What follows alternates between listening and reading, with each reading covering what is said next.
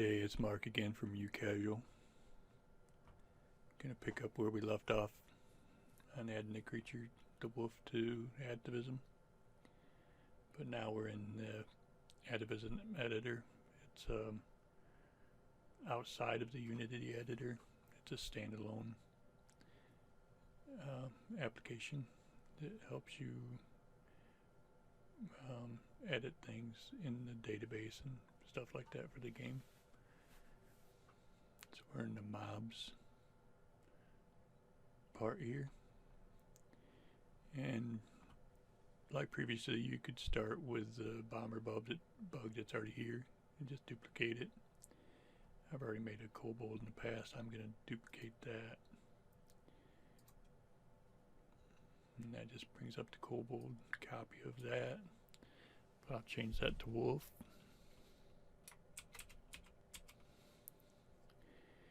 And we'll do that here as well.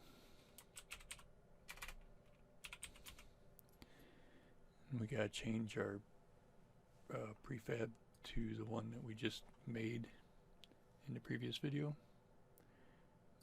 Go to here, mobs, prefabs, wildlife, and here's our wolf. Don't get the meta. So we got that. That's one of the main things. We're gonna make him a beast. Normal mob type. That's like boss and stuff like that. He's just normal. Haters.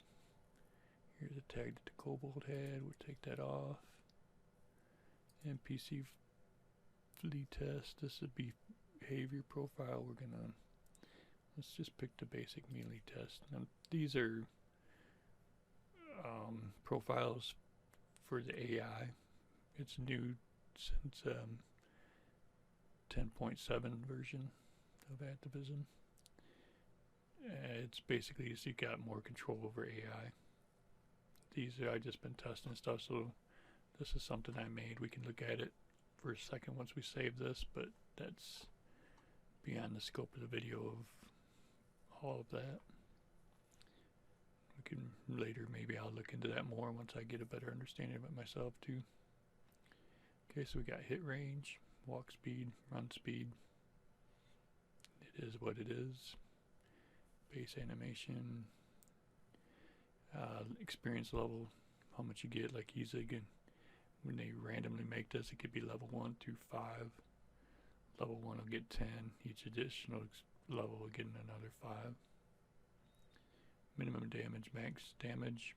I guess that's kind of for the old auto attack. I don't know.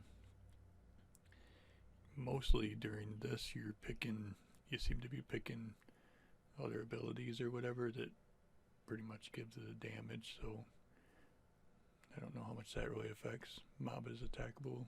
You want yes. Aggro radius, chasing distance, pretty self-explanatory. Aggro, these are for when other creatures are trying to give, aggro or tell other creatures that they're under attack. That's kind of what that's for, linking that stuff. Skinning tables, I don't know if that still works or not. I haven't played with it, but even the loot tables, I don't have any except the default junk, so I'll have to make some. So you can make another part of this loot table. You just go in there and you make a loot table, give it a name, and say, well, like, say if you wanted one for a wolf with its teeth and fur and meat or whatever, you could make something like that and then have it be here. But currently I don't have anything like that done. This stat was something I don't need. Take that away. And that's really all I need to have this creature going. The big part is this and this.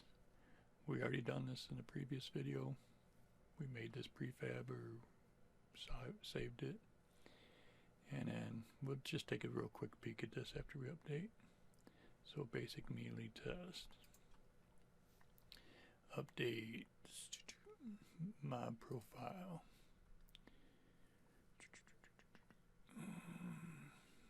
Where to go? Basic melee test. Is that what it was? Or basic melee test. So we're just saying we're offensive.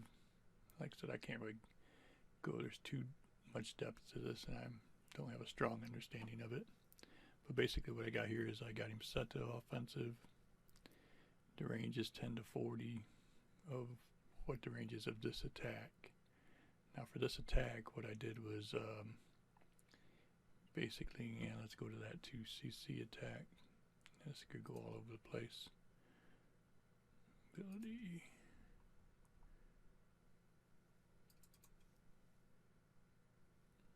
Was it CC attack 1? But regardless. Basically, I have a normal attack thing set up. You can look through all this, but like I said, it's beyond the scope of this for now.